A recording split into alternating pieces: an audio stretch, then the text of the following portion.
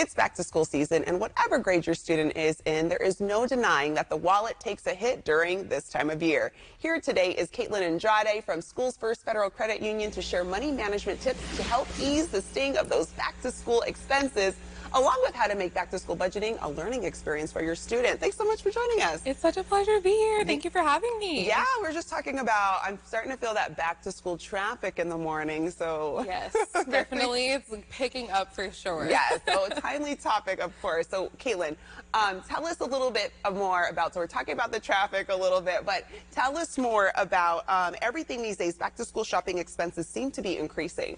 Yeah, definitely. It's getting a lot pricier. Yeah. You know, supply chain issues, inflation.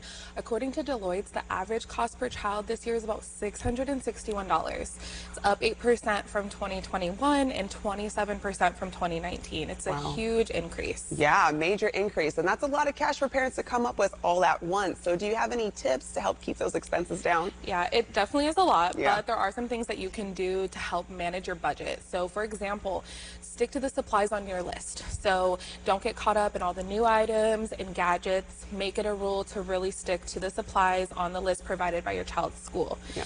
Buying used. So purchasing refurbished electronics such as laptops and tablets can help save hundreds of dollars. Just make sure to buy from a reputable dealer and then pay yourself back. So rewards cards and apps are great options. We have a lot of members that come in wanting those rewards cards to get that cash rebate, but the apps are great options to help find discounts on purchases, which can help recoup some of those dollars you spend. Oh yeah, anywhere where people can save money is always a plus. I'm always a money saver. Yeah.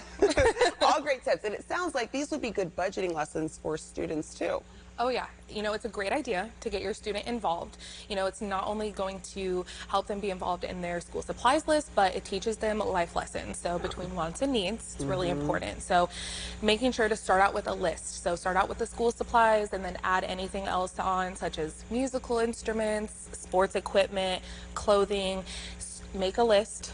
Give a price for each item and then help create a budget that's best for you. Yeah, I like this because, like, as a kid, I remember I didn't know the value of a dollar. I just wanted things and I wanted my parents to get it for me. Thought it was free. You thought it was free. I'm like, can't you just come up with this? So it's good to teach them those lessons early on. And I love the idea of getting your student involved in creating the budget with you. Would you say it's like a great skill for them to learn? Absolutely. I couldn't agree more. You know, lifelong skills include, you know, budgeting, right? So helping get your kid involved in creating that budget is really important, which will give them those lifelong skills.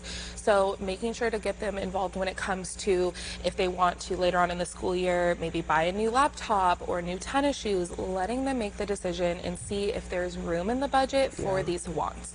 I know sometimes you have to make hard decisions. You can't purchase everything that you want. There's not a magic money tree in the backyard. To know.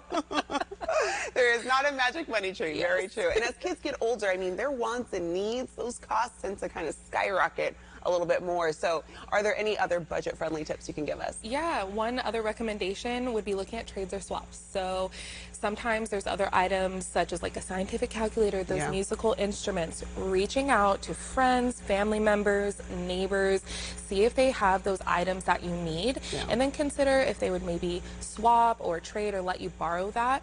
And that can help alleviate a lot of the budget this year for this. Yeah, a lot of little easy swaps that people can do. And lastly, is it important to purchase everything before school starts? It's a great question. So the peak back to school shopping season is July through September.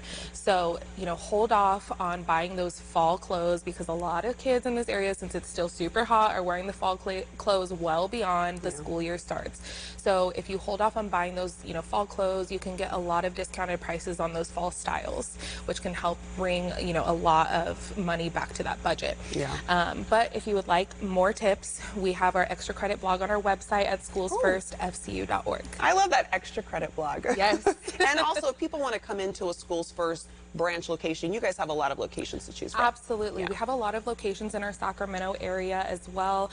So please come into a branch and inquire on that information. We'd love to be able to provide that to you. Awesome. Caitlin, thanks for joining us this morning. It was my pleasure. Thank you so much. Of course. And for more info, like she said, visit SchoolsFirstFCU.org. It's